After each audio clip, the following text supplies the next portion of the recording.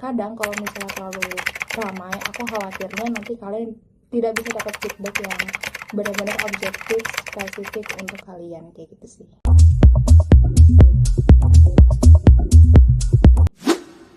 Oke, baik Kak Naifa. Berarti itu juga harus dipikirkan dan dipertimbangkan lagi ya, Kak.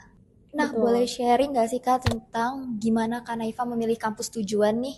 Apa yang kayak Kak Naifa pertimbangkan mungkin? Oke.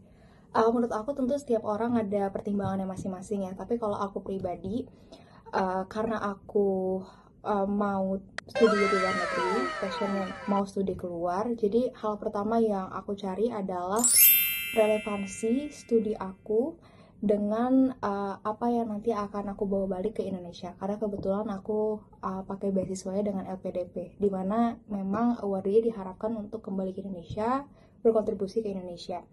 Jadi pertama aku cari dulu nih, kira-kira di jurusan yang aku mau itu di negara mana dulu nih, kira-kira yang punya banyak discussion, historisnya juga banyak kerjasama dengan Indonesia. Dan mungkin kalian bisa sesuaikan itu dengan passion dan jurusan kalian masing-masing. Kemudian yang kedua, kalian bisa cari hal yang lebih spesifik. Misal, di negara itu apa saja universitas yang tersedia yang menyediakan jurusan yang kalian mau. Nanti kalian bisa sortir dari segi reputasi universitas, kemudian program-program yang ditawarkan, dan penting juga kalian cek course apa saja yang diajarkan di jurusan yang kalian mau. Karena dengan strukturkan gitu ya, kalian lihat dari hal yang umum ke hal yang lebih spesifik dan seterusnya, itu akan membantu kalian untuk menemukan alasan yang spesifik gitu kenapa kalian harus kuliah di negara dan universitas itu.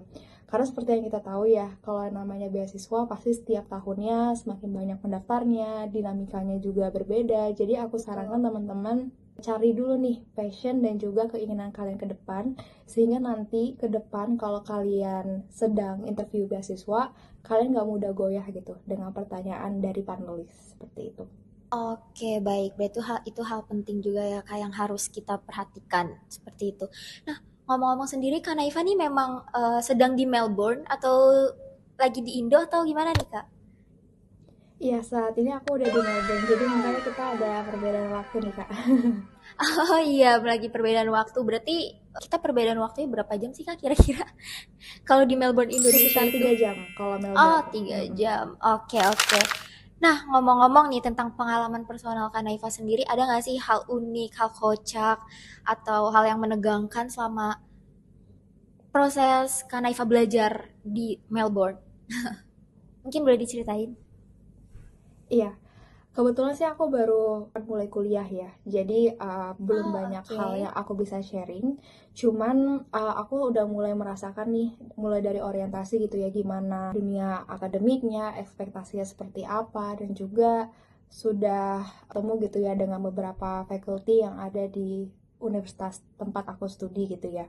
Menurut aku hal yang menjadi anxiety aku gitu ya, yang bikin aku deg-degan adalah namanya kita datang dari negara yang berbeda gitu, dari negara studi kita. Pasti ada banyak sekali academic expectations dan skills yang perlu disesuaikan.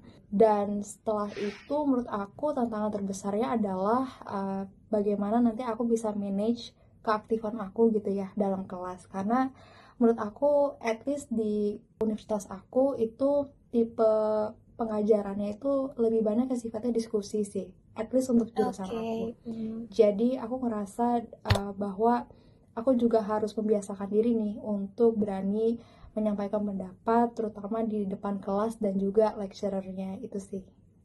Oke, berarti Kak Naifa ini baru akan memulai studinya ya Kak di Melbourne?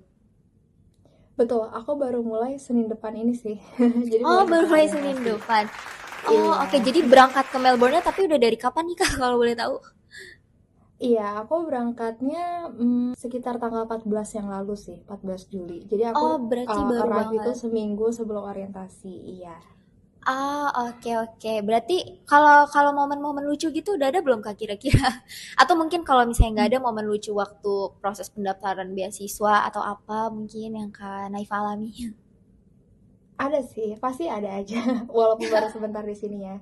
Cuma mungkin coba aku sharing yang pertama dulu ya, terkait momen Boleh. lucu waktu pendaftaran beasiswa. Menurut aku yang berkesan banget adalah ketika aku tes IELTS ya. Karena waktu itu aku habis sharing sama temen aku yang memang kebetulan sudah diterima LPDP duluan. Terus aku tanyakan prosesnya sama dia, kira-kira gimana nih ke depan, apa aja yang perlu aku persiapkan.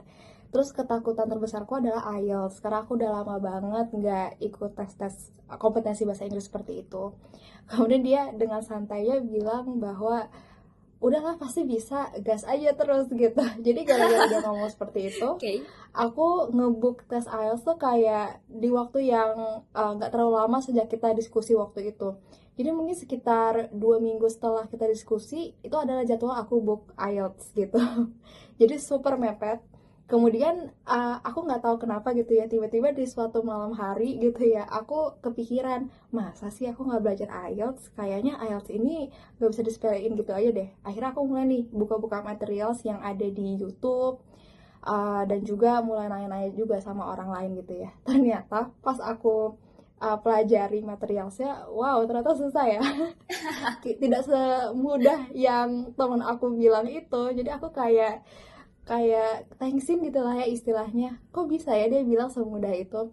Cuman akhirnya dengan waktu yang ada aku coba maksimalkan dengan cara itu ya, aku banyak buka material online, kemudian aku download di HP dan aku buka di saat-saat lowong. Contohnya misalnya waktu istirahat di kantor, atau lagi di kereta atau di transportasi umum, kadang kan kita nggak ngapa-ngapain nih. Nah daripada buka Twitter segala macam, mending kita buka material IELTS. Lumayan banget dalam waktu ya kurang lebih 2 minggu itu, alhamdulillah aku udah bisa ngejar skor yang aku butuhkan gitu untuk daftar universitas dan juga beasiswa. Gitu sih cerita lucunya. Wow, keren banget. Berarti awalnya tuh under pressure ya, disuruh teman udah gas aja kayak gitu. Walaupun Iya iya walaupun benar. panik gitu ya, kayak gimana nih harus belajar IELTS dalam waktu mepet gitu. Tapi ternyata akhirnya bisa terlewati juga ya, Kak. Oke, kalau misal ngomong-ngomong tentang harapan dan rencana nih, ada nggak sih setelah lulus nanti mungkin mungkin masih jauh ya ini, tapi kira-kira udah ada gambaran belum Kak? Kayak setelah lulus nanti apa harapan atau kontribusi Kanaifa yang pengen Kanaifa berikan gitu ke depannya? Oke, ada sih rencana-rencana ke depan. Mungkin untuk sekarang ini aku mau fokus ke mewujudkan rencana studi aku gitu ya, yang mana aku belajar tentang kebijakan dan hal-hal lain yang ingin aku pelajari selama aku di sini. Tapi setelah aku lulus nanti, harapan aku tentu pertama bisa kembali ke Indonesia dengan selamat. Kemudian yang kedua pastinya aku mau coba explore gitu ya, bidang-bidang dalam hal karir gitu ya yang berkaitan dengan jurusan yang aku ambil pada saat S2 ini. Aku pribadi sih tidak membatasi gitu ya, aku harus berkarir di mana dan seterusnya. Selama aku bisa menerapkan ilmu yang aku dapat di sini dan juga bisa memberikan benefit yang bisa membantu aku hidup secara independen gitu ya. Di samping itu, untuk ruang kontribusinya, sebenarnya aku passionate sih untuk bergerak di bidang advokasi gitu. Jadi dalam hal partnership antara pemerintah dan juga bisnis, jadi business to government, itu aku sebenarnya tertarik sih di bidang itu. Jadi aku harapannya nanti setelah lulus mau explore lebih dalam tentang roles-roles yang tersedia di bidang itu. Gitu sih. Wow, oke, keren banget, Kak. Nah, sekarang ngomong pesan-pesan nih, Kak. Boleh nggak Kak Naifa kasih pesan-pesan ke teman-teman Ders nih mungkin yang mereka nonton, yang mereka mungkin lagi bimbang untuk daftar nggak ya untuk beasiswa gitu. Ada nggak sih Kak pesan-pesan yang pengen Kak Naifa sampaikan ke teman-teman? Boleh, boleh banget. Menurut aku, pesan pertama adalah jangan takut untuk mencoba. Karena aku pun sendiri juga pernah gagal di percobaan beasiswa, dan menurut aku kalau misalnya aku nggak coba, aku nggak tahu kekurangan aku di mana. Dan aku harapkan teman-teman bisa menguatkan hati untuk mencoba. Gimana pun hasilnya, kalian gas terus sampai insya Allah satu saat kalian diberi rezeki untuk bisa lulus di beasiswa apapun yang kalian tuju. Kemudian yang kedua, aku pesankan juga ke teman-teman semua untuk be proaktif. Jangan ragu untuk approach beberapa awardee di luar sana, terutama terkait jurusan dan beasiswa yang kalian tuju. Aku yakin awardee sangat terbuka untuk diskusi dan membantu kalian semua. Tapi tentu ketika kita berdiskusi dengan orang lain yang mungkin kita belum kenal sebelumnya, jangan lupa untuk menggunakan kata yang sopan dan juga be mindful juga karena beberapa awardee ini juga ada kesibukannya masing-masing. Jadi be patient dan juga be proactive. Nah, mungkin saran aku itu sih Kak buat teman-teman semua. Jadi semangat mencoba, semoga semuanya lancar. Untuk teman-teman dari semua nih, jangan lupa untuk terus tonton konten-konten video di channel YouTube Das Entertainment karena next week kita bakal bahas tentang beasiswa apa lagi. Pokoknya kalian harus terus subscribe. Nah, yang belum subscribe jangan lupa untuk subscribe, like, dan komen video ini dan tonton video-video yang lainnya. Seperti itu. Nah, terima kasih banyak Kak Naifa. Sama Bye.